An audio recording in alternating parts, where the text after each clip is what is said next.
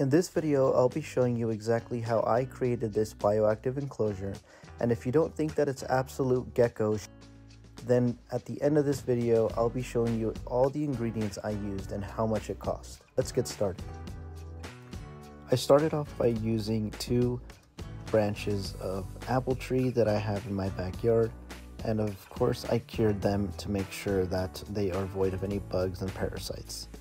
I then used the Great Stuff foam to secure them to the background and added some pots for some plants that I'll be planting later in this video. Here I started adding dry lock to the Great Stuff foam. If you try to add silicone and substrate directly onto the foam without carving it first, it will not stick. You gotta use either dry lock like I did, or you have to carve away at everything first to remove all the shiny bits.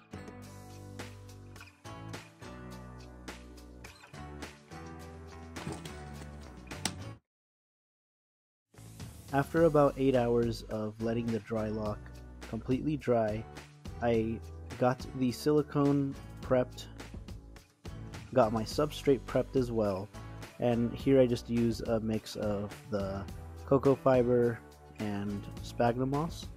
Mixed it up pretty well, and I realized that I used way too much sphagnum moss, so I just removed some, and then I started applying all the silicone with a glove. I think it's way easier to just smear it with your hands and apply the substrate as you go. I forgot to mention, you want to let your cocoa fiber dry completely before adding it to your silicone. If not, it won't stick properly, it'll just fall off. So you want to make sure it's completely dry, as well as your sphagnum moss. Next is the cleaning process. All I used was a razor blade to get off the silicone and the dry lock that was on the side of the glass, and some alcohol to just prep the area for the lid. And the lid is from Geckos. It's a 10-gallon tank conversion kit.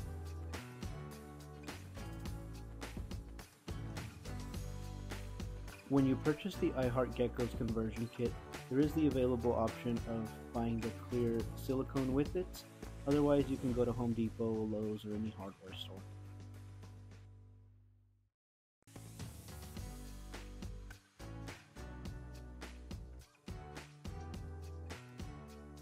Now the instructions only say to line the underside of the conversion kit with silicone, but just to be safe, I also add a top layer of silicone as well.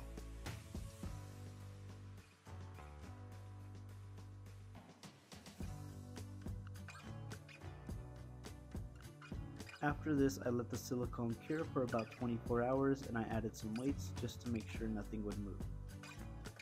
After borrowing some of the screen mesh from one of my windows, I got to work on the substrate barrier. You want the barrier to creep up the sides of the tank just a little bit, so I cut my square slightly larger than what the top of the tank was. After a cool first time trip to the IKEA in Sacramento, I was able to get some leaf clay, and I filled it up to about 1.5 inches.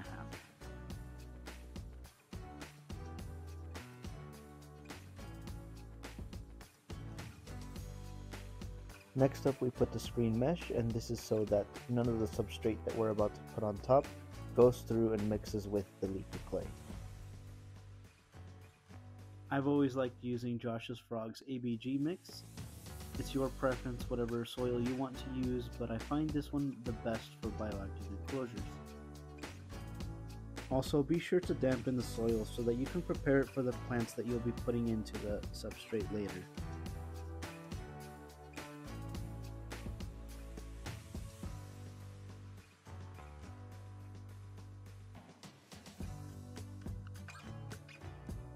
Before placing your plants in the terrarium, you want to make sure that you don't see any kind of infection, any type of bugs that could be harmful to your gecko, or anything that just seems off.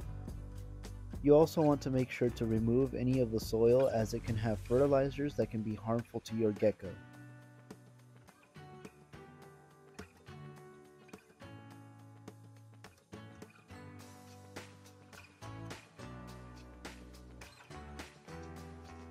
I ended up using the rest of the ABG mixed bag, which I think was the perfect amount for a 10-gallon enclosure.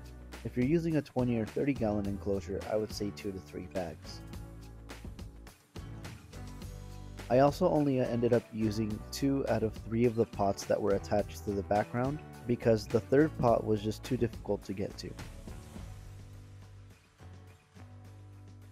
Lastly, I added the springtails, and the isopods came after, but this is just so that all the feces and all the waste from the decaying plants and other materials can be eaten up by these little critters.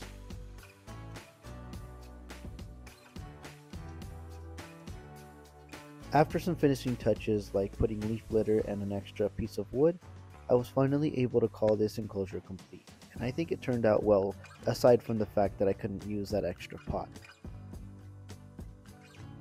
And as mentioned from the beginning of this video, here is the complete list of things that I used for this enclosure. Feel free to screenshot this and use it on your own setups.